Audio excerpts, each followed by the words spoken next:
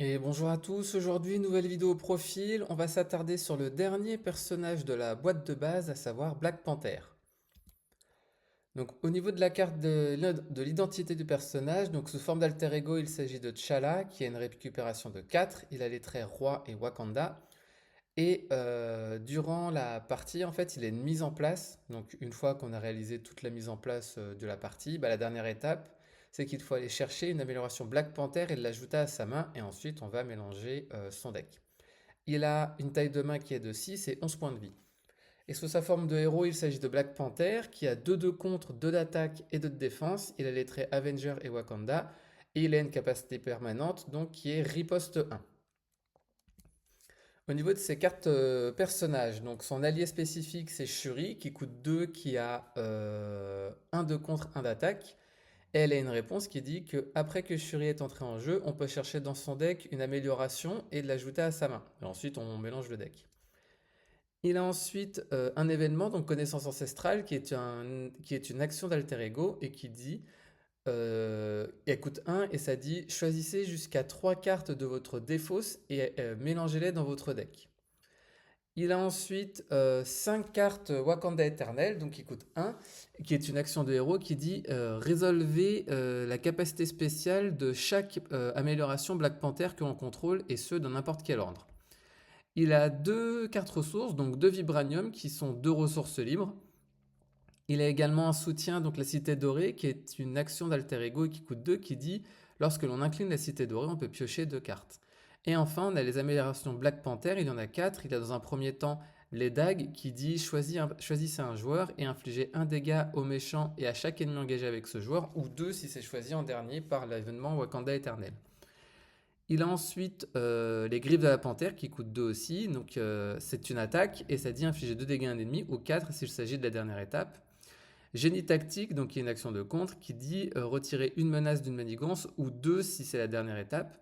Et enfin, le costume en vibranium, donc c'est une attaque également, qui dit déplacer un dégât de notre héros vers un ennemi, ou 2 s'il s'agit de la dernière amélioration dont on aura activé la spéciale. Quelles sont maintenant les forces et les faiblesses de Black Panther? Ce qu'il faut savoir, c'est que Black Panther, il a beaucoup de ressources. Ces 2 ressources vibranium sont très efficaces dans le sens où on peut déclarer n'importe quelle ressource libre comme n'importe quelle autre ressource. Donc pour défausser par exemple des attachements ou pour jouer des cartes avec des ressources spécifiques, c'est super facile avec Black Panther. Il a la capacité également de piocher 2 cartes, donc ce qui permet d'avoir plus de ressources.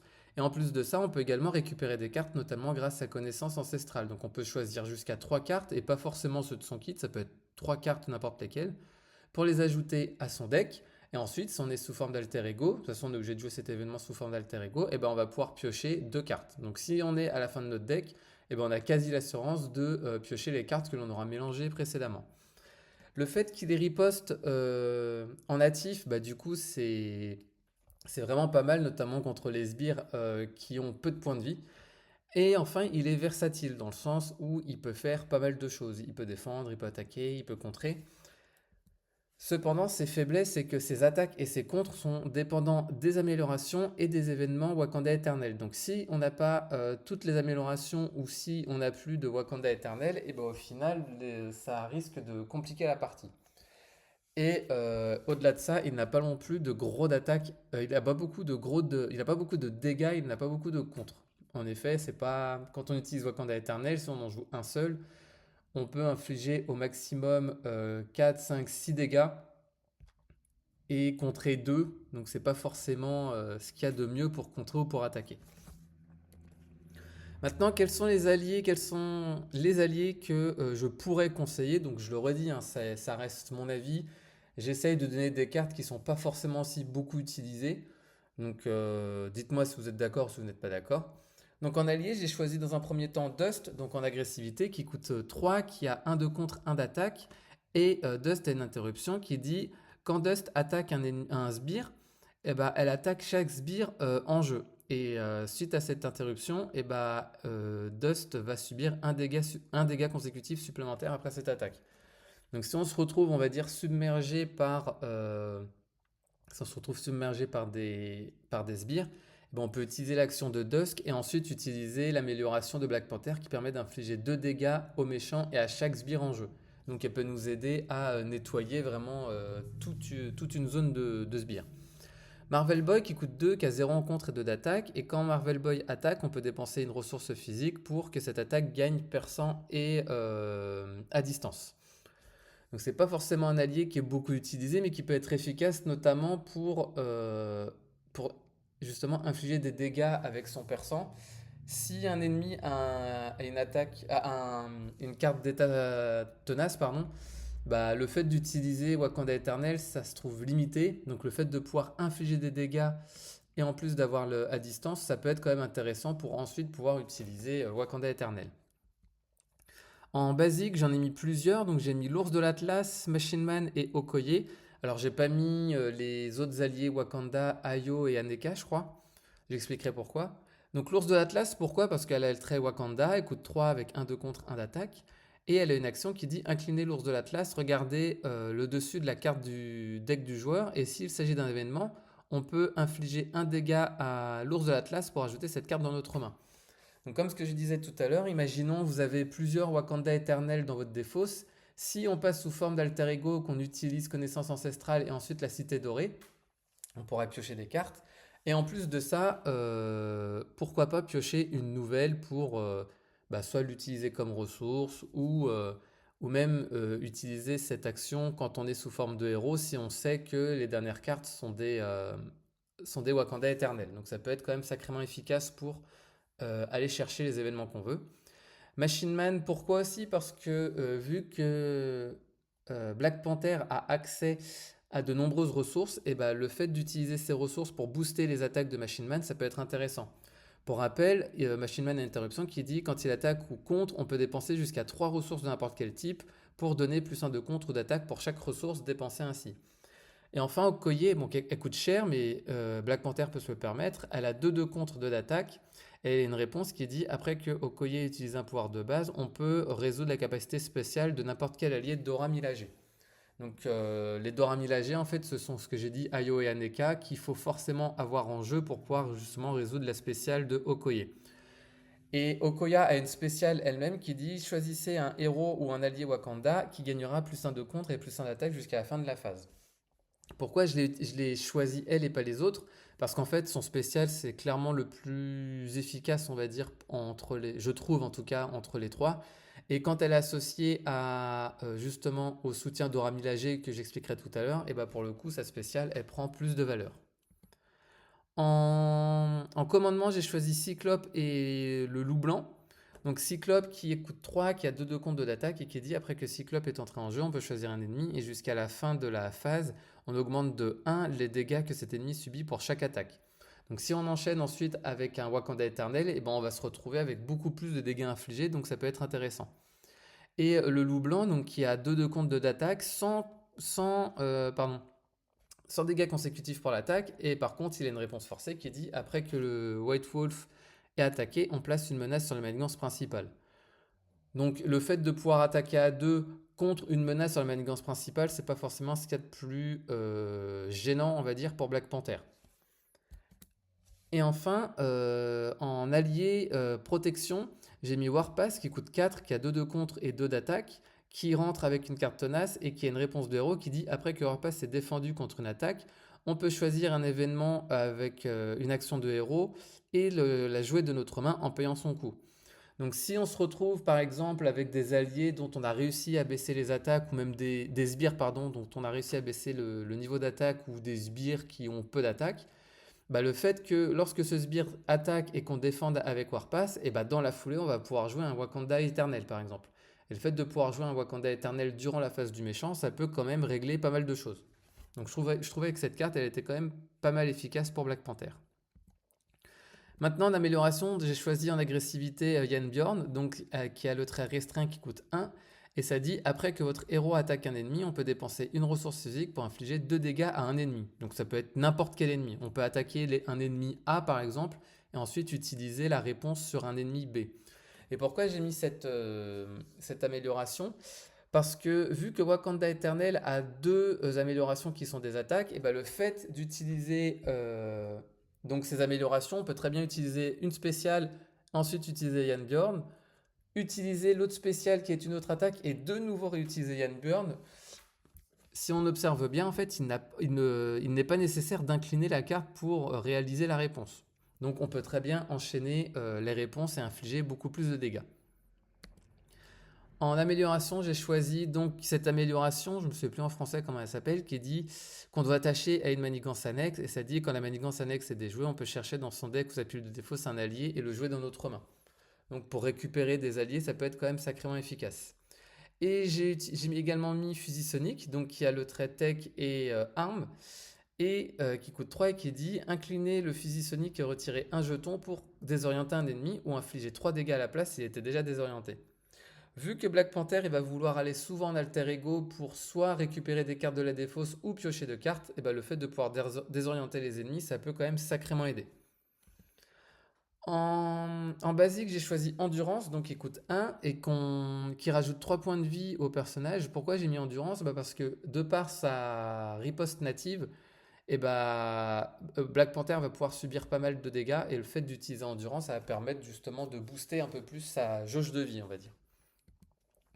Et enfin, comme d'hab, hein, quand on joue en défense, sachant que Black Panther a déjà une riposte 1, l'aspect protection peut être vraiment pas mal pour lui. Donc pareil, il avait ce blindé qui augmente sa défense de 1. L'armure électrostatique qui va permettre d'infliger un dégât à l'ennemi attaquant quand on a défendu. Si en plus de ça, on utilise, je ne sais plus comment on se dit en français, cette amélioration qui dit si les points de vie restants de notre personnage sont égaux ou supérieurs à ses points de vie de départ, et ben, le personnage gagne riposte 1. Donc si on arrive à défendre avec toutes ces améliorations sans subir de dégâts, donc les dégâts d'ailleurs qu'on pourra rediriger grâce à la barrière d'énergie, et bah au final, Black Panther, quand il défendra, il infligera directement 3 dégâts. Un de sa riposte, une de cette deuxième riposte, et celle-ci avec l'armure électrostatique qui inflige un dégât à l'ennemi attaquant. Et justement, le fait de pouvoir infliger 3 dégâts en défendant, bah, ça pourrait être pas mal avec cette amélioration qui dit qui coûte 1, donc changement de fortune, je crois que ça se dit en français, et ça dit après que vous ayez vaincu un ennemi durant la phase du méchant, et ben on peut incliner cette carte pour piocher 2 cartes. Donc ça peut être super intéressant.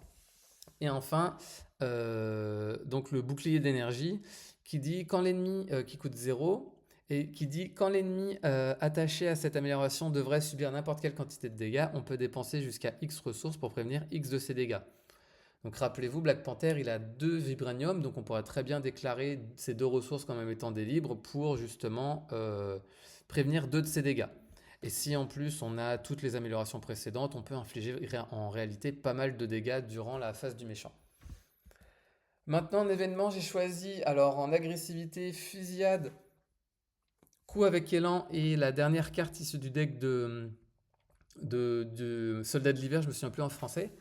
Donc pourquoi j'ai choisi fusillade? Parce que en fait, ce qu'il faut savoir, c'est que les améliorations de Black Panther, donc il a, si on retourne bien, regardez, si on retourne en arrière, il a en fait 2 armes. Il a ses dagues et il a ses dagues, pardon, et il a ses griffes.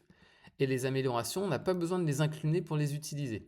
Alors le fait justement d'avoir fusillade qui dit incliner une arme que vous contrôlez pour infliger 5 dégâts à un ennemi, et on peut utiliser en réalité n'importe laquelle de ces armes, vu qu'on n'a pas besoin de les incliner pour les utiliser.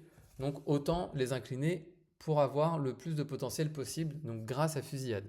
Et également coup avec élan qui dit quand votre héros est censé, quand votre héros réalise une attaque de base, on peut incliner une arme que l'on contrôle pour infliger plus 3 de dégâts. Donc Black Panther peut potentiellement, avec cette carte, attaquer à 5. Et si en plus de ça, on paye avec une ressource physique qu'on peut avoir sur cette carte-là, pour Yann Bjorn, avec une attaque de base, au final, on pourrait faire 7 dégâts.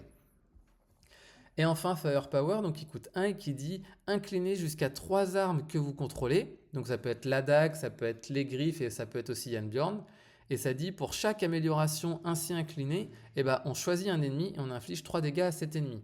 Et cette attaque gagne en plus à distance. Donc si imaginons on a 3 sbires à qui reste 3 points de vie, on pourrait très bien utiliser cet événement, on incline nos 3 armes pour infliger 3 dégâts à chacun de ces ennemis et ces 3 sbires seront ensuite vaincus. En événement, j'ai choisi donc cet événement qui coûte 3, qui est un compte qui dit retirer 6 menaces de la manigance principale, et si on a payé avec une ressource mentale, et bah, on peut ignorer les icônes de crise. Donc ça peut être pas mal si la manigance principale, elle est quasiment achevée. Ça coûte 3. Si en plus on a une ressource mentale, et du coup Black Panther, il y a quand même accès, eh ben, on peut te retirer d'un coup beaucoup de menaces. Donc ça, c'est plus efficace, on va dire, en multijoueur, mais même en solo, ça peut être pas mal. Et enfin, on a également aussi cette carte, donc qui coûte 3 et qui est une action de héros qui dit infliger 4 dégâts à un ennemi. Et si on a réussi à vaincre cet ennemi grâce à cette attaque, on peut retirer 2 menaces d'une manigance. Donc en gros, pour 3 ressources, on inflige 4 dégâts et on retire 2 menaces, donc c'est quand même sacrément pas mal. En basique, j'ai choisi talent multiple et le cœur de la panthère. Talent multiple, pourquoi? Parce qu'en fait, ça a des effets différents en fonction des ressources que l'on a utilisées. Et vu que Black Panther a beaucoup de ressources libres, et ben au final, on pourrait très bien utiliser 3 ressources différentes pour infliger 2 dégâts à un ennemi, retirer 2 menaces et soigner notre identité de 2 dégâts. Donc en fait, c'est une carte qui regroupe vraiment beaucoup d'effets. Et Black Panther, de par ses nombreuses ressources et ses vibraniums, et bah, cette carte, elle est quand même il faut quand même réfléchir si on veut la mettre, mais elle est quand même efficace. Et le cœur de la panthère, donc c'est une carte équipe, donc il faut Black Panther, T'Challa et Black Panther ou Shuri. Et ça dit chercher dans votre deck et la pile de défausse une amélioration Black Panther et on la met en jeu. Et ensuite on peut résoudre la capacité spéciale de 4 améliorations Black Panther que l'on contrôle. Donc quand on joue en solo, c'est quand même sacrément efficace. Quand on joue en multijoueur, et bah après ça va être aux joueurs de décider quelles vont être justement les améliorations qu'ils voudront jouer. Mais même en solo, elle est quand même sacrément efficace. On peut récupérer une amélioration qu'on a perdue ou qu'on n'a pas pu jouer pour la mettre en jeu et ensuite on enchaîne après avec un Wakanda éternel en gros. J'ai mis en costume qui coûte 2 et ça dit cherchez dans votre deck ou votre pile de défausse un allié et une amélioration qui pourrait être attachée à cet allié et ensuite on les ajoute à notre main. Donc si par exemple on veut récupérer Shuri dès le début, eh ben, on joue en costume, on récupère Shuri et ensuite une amélioration qu'on peut lui attacher, ou ça peut être une amélioration qu'on peut lui attacher, mais qu'on peut s'attacher à nous-mêmes aussi. Et ensuite, on pourra très bien jouer Shuri pour ensuite récupérer une amélioration qui nous intéresserait. Et enfin, en événement, j'ai mis premier coup et coup de poing puissant. Premier coup, pourquoi? Parce que cette carte, elle a 2 effets. Soit ça peut infliger 2 dégâts aux méchants, ou soit quand un sbire est censé attaquer, on peut infliger 2 dégâts à ce sbire. Donc en gros, on va pouvoir attaquer le sbire avant qu'il s'active. Et du coup, si on se rappelle de ce qu'on a dit tout à l'heure, on peut jouer cette attaque, donc qui infligerait 2 dégâts à un sbire, et ensuite en défendant, on pourrait lui infliger potentiellement 3 dégâts. Donc c'est quand même une carte qui est efficace, je trouve, en tout cas avec Black Panther. Et elle a les mêmes raisons pour coup de poing puissant qui dit quand un ennemi, et là c'est n'importe quel ennemi, initie une attaque, on peut lui infliger 4 dégâts. Donc avant que l'ennemi attaque, on inflige 4 dégâts. Donc soit ça va permettre d'infliger 4 dégâts au méchant, ou soit ça va permettre de vaincre un sbire avant même qu'il ait pu s'activer. Et comme en plus cette carte, elle a le trait attaque et défense, bah pour le coup, il n'y a pas besoin d'utiliser la défense de base pour justement être considéré comme étant le défenseur de l'attaque. Et du coup, l'armure électrostatique fonctionnera dans ce cas de figure. En soutien, j'ai mis donc cette carte qui était issue du deck de Black Panther Shuri, donc qui coûte 1, et ça dit quand un sbire est censé engager un joueur, on peut retirer un jeton de ce soutien pour que ce sbire ne puisse pas s'activer jusqu'à la fin de la phase, et ensuite on engage ce sbire. Donc si on se retrouve submergé par les sbires, on peut très bien utiliser cette carte euh, pour en fait ne pas qu'il puisse s'activer durant son tour. Par exemple, imaginons durant la phase rencontre, pardon, la phase du méchant, imaginons si en carte de boost, il y a un sbire qui entre en jeu, et ben on peut très bien utiliser ce soutien pour que ce sbire ne puisse pas attaquer durant cette phase de méchant. Donc ça peut être quand même efficace. Et enfin, bah, Hall of Heroes, hein, qui coûte 2, et comme d'hab, quand on arrive à vaincre un sbire, on ajoute un jeton, et quand il y a 3 jetons, et bah, quand on est sous forme d'alter ego, on en retire 3 pour piocher 3 cartes. Et vu que Black Panther, grâce à ses Wakanda éternels, il peut infliger des dégâts un petit peu partout, ça peut être quand même sacrément efficace. En tout cas, les jetons, ils peuvent s'accumuler assez rapidement avec Black Panther. En soutien basique, j'ai mis Dora Milaje, donc, qui est gratuite pour un personnage qui a le trait Wakanda et qui a une action qui dit incliner Dora Milaje, et on résout la spéciale d'un allié d'Aura Millager et on le soigne de 1. Donc si vous vous rappelez tout à l'heure, on a parlé de Okoye qui coûte 4 et qui sa spéciale est de donner plus 1 de contre et d'attaque à un héros Wakanda. Donc en vrai Okoye plus Dora Milaje, et bah, Okoye restera toujours quasiment en jeu. Elle pourra attaquer à 2 ou contrer à 2.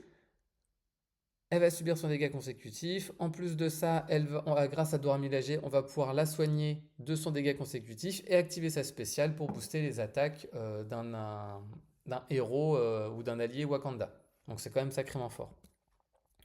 Mighty Avengers, comme d'hab aussi, hein, ça permet d'augmenter les pouvoirs de base de chacun de nos alliés si tous les personnages ont le trait Avenger.